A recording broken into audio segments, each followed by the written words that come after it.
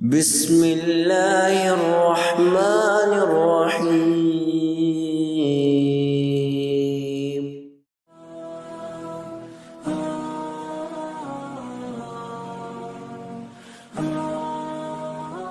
زمین کانپ اٹھی، آسمان بے نور ہو چکا، خشکی اور تری میں بگاڑ اور خرابی پھیل گئی۔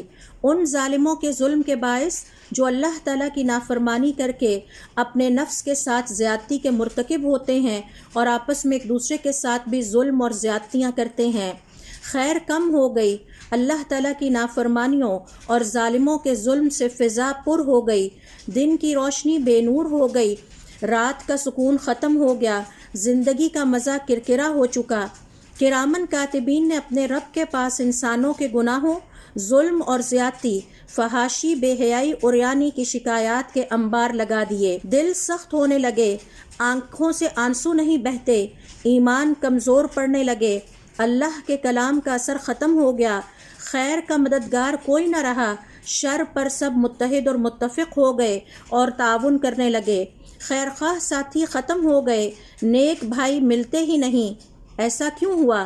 سورۃ النساء کی آیت نمبر 79 میں اللہ رب العزت کا ارشاد ہے، ما اصابک من حسنۃ فمن اللہ وما اصابک من سیئۃ فمن نفسک۔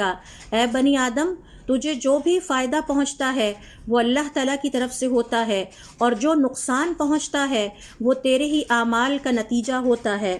ابن کثیر رحمۃ اللہ علیہ فرماتے ہیں، تمہیں جو بھی خیر یا بھلائی پہنچتی ہے وہ اللہ تعالیٰ کی عطا اور انعام ہے، اور جو برائی، نقصان یا شر پہنچتا ہے وہ تمہارے گناہوں اور اللہ تعالیٰ کی نافرمانیوں کی وجہ سے ہوتا ہے۔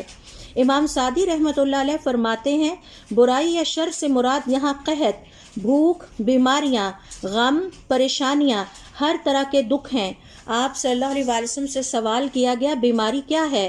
آپ صلی اللہ علیہ وسلم نے جواب دیا، تمہارے گناہ۔